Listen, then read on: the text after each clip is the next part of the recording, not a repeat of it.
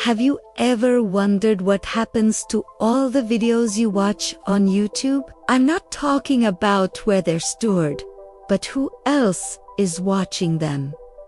And I don't mean other people, I mean artificial intelligence. It's a massive, unfolding story that could change the internet as we know it. And it all revolves around a huge legal battle brewing between AI companies and the very creators who make this platform what it is. So, let's break it down.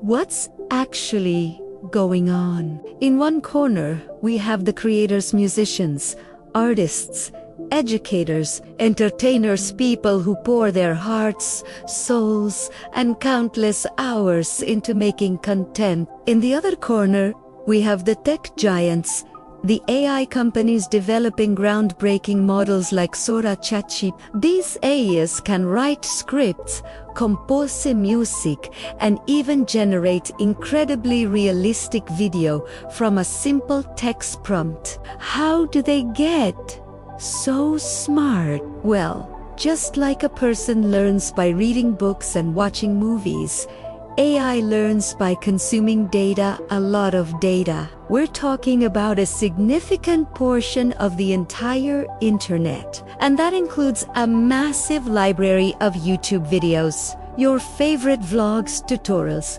music videos, and short films have all likely been used as a digital textbook for these AI systems.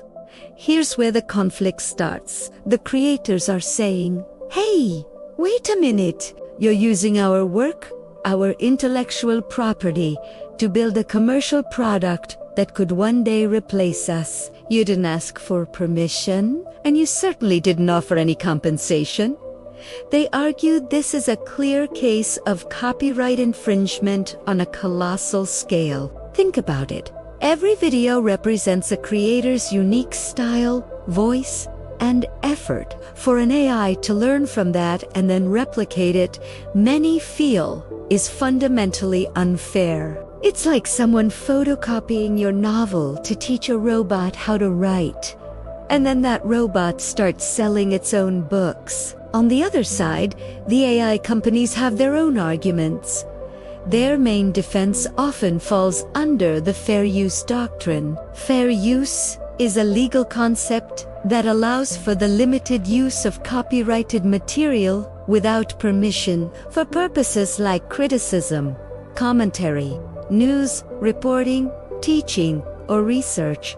The tech companies argue that they aren't just copying and reselling the videos. Instead, they're using them for a transformative purpose: to train an AI.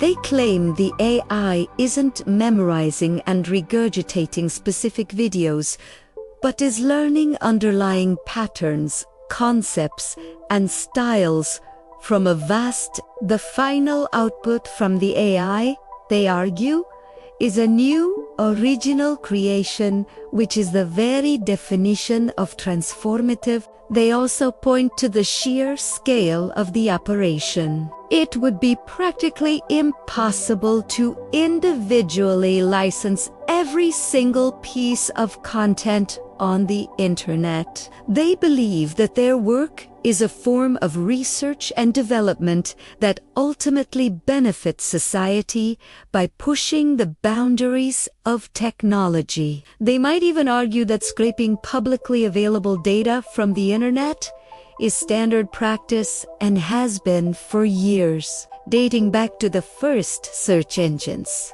This isn't just a simple disagreement. It's a clash of two different worldviews about ownership, creativity, and the future of information itself. For creators, this is about protecting their livelihood. Many are worried that AI could devalue their skills and make it impossible to earn a living. If a company can generate a high-quality video ad for a fraction of the cost of hiring a production team, what happens to those jobs? What happens to the artists who spent years honing their craft?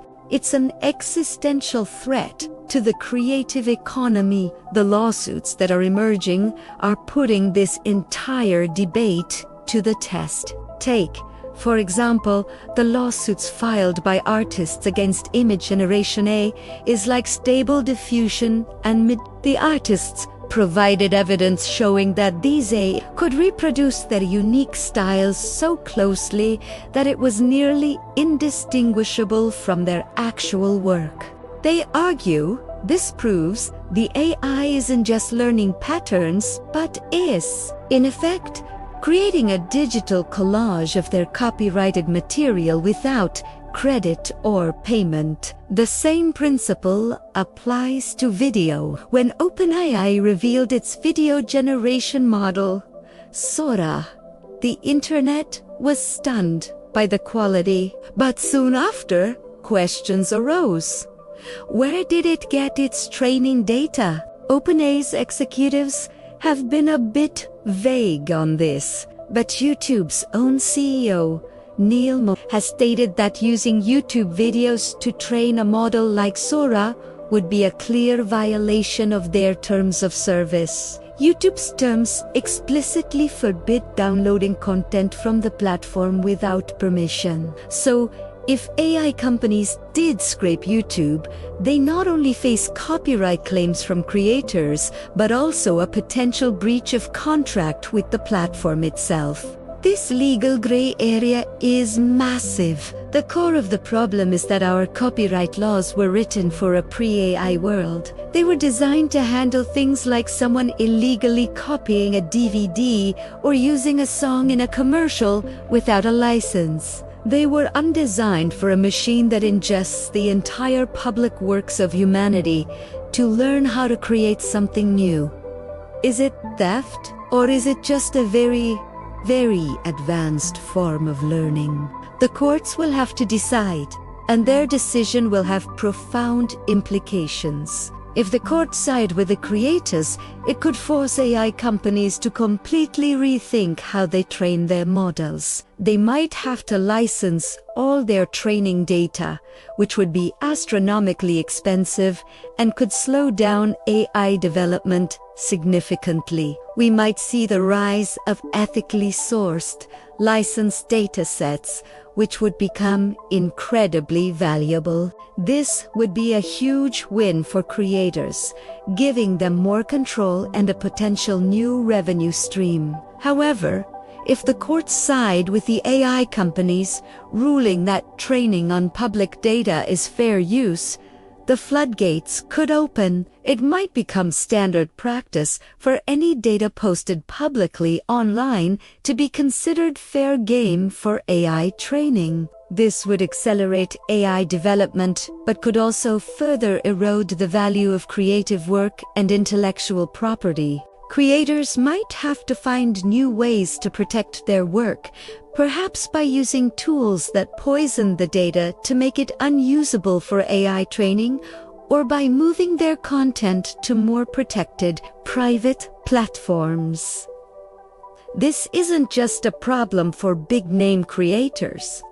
It affects anyone who posts anything online. Your public photos on social media, your blog posts, your videos of your cassettes, all potential fuel for the AI engine. This lawsuit is a landmark case that will help define the rules for the next generation of the internet. It's about drawing a line in the sand between innovation and exploitation. So, what can we, as users and viewers, do? The most important thing is to stay informed.